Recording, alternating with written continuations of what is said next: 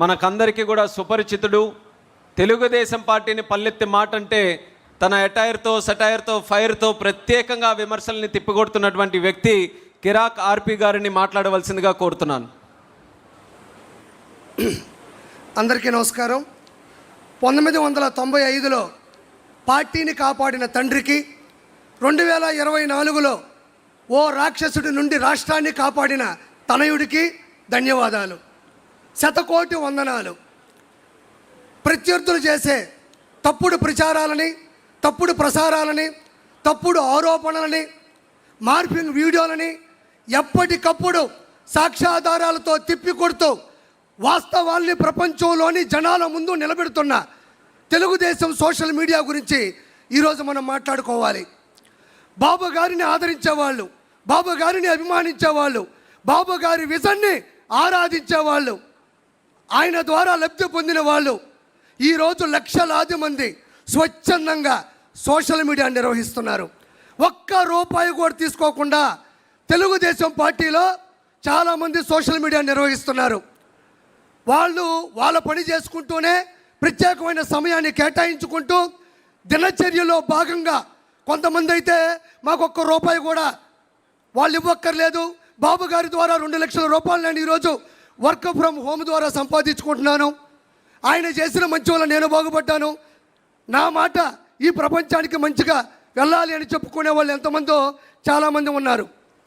ఈరోజు ఇంకా తెలుసుకుంటే సోషల్ మీడియాలో వైఎస్ఆర్సీపీ చేస్తున్నది ఉద్యోగం, సోషల్ మీడియాలో తెలుగుదేశం పార్టీ చేస్తున్నది ఉద్యమం, స్వచ్ఛంద స్వాతంత్ర్య ఉద్యమం, స్వేచ్ఛగా చేస్తున్నారని మరోసారి మీకు నేను చెప్తున్నాను. వాళ్ళు విచ్చలవిడిగా ప్రసంగాలు చేసినా, అతను ప్రసంగా మాట్లాడినా, సోషల్ మీడియాలో దారుణాతి దారుణమైన పోస్టులు పెట్టినా, ప్రెస్ మీట్లు పెట్టినా, బూతులు మాట్లాడినా, అవమానించినా ఏ ఒక్కరూ మన వాళ్ళు సంయమనం పాటిస్తున్నారు తప్ప తిరిగి ఆ విధంగా ప్రవర్తించట్లేదు.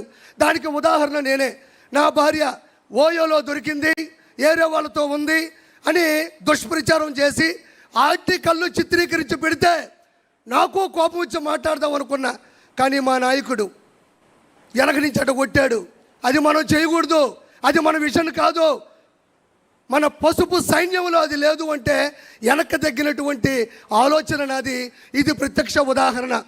దీనితో పాటు గ్రామ స్థాయి నుండి, మండల స్థాయి నుండి, జిల్లా స్థాయి నుండి, రాష్ట్ర స్థాయి నుండి, ప్రపంచ స్థాయి వరకు కొన్ని కోట్ల మంది లక్షలాది వాట్సాప్ గ్రూపుల ద్వారా, స్టేటస్ల ద్వారా, యూట్యూబ్, ఫేస్బుక్, ఎక్స్, ఇన్స్టాగ్రామ్, సొంతంగా యూట్యూబ్ ఛానల్ ద్వారా సామాన్య ప్రజలకి సమంజసంగా విషయం వెళ్ళేటట్టు ప్రచారం చేస్తున్న ప్రతి ఒక్కరికి ధన్యవాదాలు. ఇక్కడ మనం ప్రముఖంగా చెప్పుకోవాలి. వాళ్ళు ఎలా విష ప్రచారాలు చేశారు అంటే, గూగుల్ డేటా సెంటర్ డేటాకి మైండ్ అప్లై చేస్తే అది గోడౌన్ తాళం వేసుకొని వెళ్ళిపోతారు. డేటాకి మైండ్ అప్లై చేశారు వాళ్ళు, మన వాళ్ళు సోషల్ మీడియా అప్లై చేశారు. తర్వాత ఆ రోజు రాత్రి అంతా దాగిపడుకున్నారు, అది వేరే విషయం. సింగయ్య గారిని వాళ్ళే చంపి, అతి కిరాతకంగా చంపి, వాడిని చంపింది, ఆ వ్యక్తిని చంపింది మన వాళ్ళని దోస్తే మన వాళ్ళు ఫుల్ వీడియోలో క్వాలిటీలో చూపించారు, వాళ్ళు ఫుల్గా దాగిపడుకున్నారు.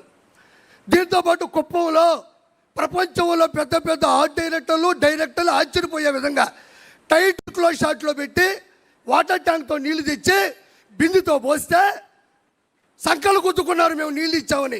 మన వాళ్ళు వైడ్ షాట్ పెట్టారు, ఓల్డ్ వైడ్గా వైరల్ అయింది. తర్వాత వాళ్ళకి వైరల్ ఫీవర్ వచ్చింది. దీంతోపాటు తల్లికి వందనం, స్త్రీ శక్తి, దివ్యాంగ శక్తి, అన్నదాత సుఖీబాబా, మెగా డిఎస్సి 16,743. దీంతోపాటు విజయవాడ వరదలు, మంతా తుఫాను, ఒకటి కాదు నాయన, బాబు గారు అక్కడ ఇచ్చారు అంటే రెడీగా ఉంటారు. జులై సినిమాలో బ్రహ్మానందంగా దొరికిపోతూ ఉంటారు. అది వాళ్ళ ప్రత్యేకత. నేను ఇక్కడ ఇంకో గొప్ప విషయం చెప్పాలి. అన్న లోకేష్ అన్న కూడా వచ్చాడు. సార్, చాలామంది ఎన్నిసార్లు ఈ విషయం చెప్పారు నాకు తెలియదు, కానీ అప్పట్లోనే ప్యాన్ ఇండియా సినిమా ఒకే ఒక్కడు, ఆ ఒకే ఒక్కడు సినిమా తీసింది ఇన్స్పిరేషన్ నారా చంద్రబాబు నాయుడు గారు. ఎంతమంది చెప్పారో నాకు తెలియదు. ఇది శంకర్ గారు, ప్రొడ్యూసర్ గారు, అప్పుడు డిస్ట్రిబ్యూటర్లు, ఎగ్జిబ్యూటర్లు చెప్పినటువంటి సత్యం. ఆ సినిమా ఒకే ఒక్కడు. ఒక్కరోజు సీఎం అయితే ఆ సీఎం ఏం చేస్తాడు అనేది ఆ సినిమా తీశారు. Super duper hit. తమిళ వాళ్ళు చిత్రీకరించిన సినిమా ఇన్స్పైర్డ్ బై సార్. అయితే నేను ఎందుకు చెప్పానంటే ఈరోజు నారా లోకేష్ గారు మేము సోషల్ మీడియా ద్వారా ప్రతి ఒక్క విషయాన్ని మేము తొక్కి తోస్తుంటే మేము చేస్తున్నాం సోషల్ మీడియా. కానీ అది పూర్తయితే ఆ ప్రక్రియ పైకి వెళ్తే చాలా ఆనందంగా ఉంటుంది. ఈరోజు పునర్విక కావచ్చు, అదే స్కూల్లో అన్నం బాగా లేకపోతే కావచ్చు, లేదంటే ఇతర దేశాల్లో బానిసత్వంలో నలిగిపోతున్న విషయాన్ని కావచ్చు, మేము అలా తోస్తే రెడీగా ఉంటారు నారా లోకేష్ గారు. అలా రావడం బుద్ధావ్ తేయ్ అంటే మేము ఏం చేసినా సపోర్ట్ చేస్తున్నారు. ఎందుకనంటే ఒక్క రోజులో సీఎం అయినటువంటి హీరో అర్జున్ గారు ఎలా చేశారో సేమ్ ఈరోజు నారా లోకేష్ గారు వచ్చినట్టు పరిష్కరించు వెళ్ళిపోతున్నారు. ప్రతి ఒక్కరి దగ్గర మొబైల్ ఉంది.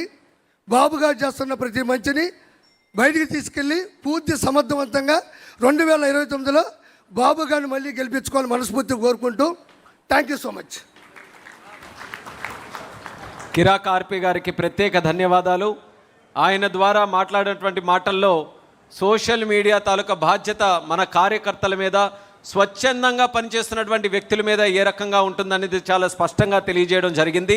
క్షేత్రస్థాయిలో మన కార్యకర్తలు పనిచేసినప్పుడు శారీరకంగా ఎంత ఒత్తిడి ఫీల్ అవుతారో, మరి సోషల్ మీడియాలో పనిచేస్తున్నటువంటి కార్యకర్తలు కూడా మానసికంగా అంత ఒత్తిడికి గురవుతారనేది కూడా మనం గుర్తించాలి.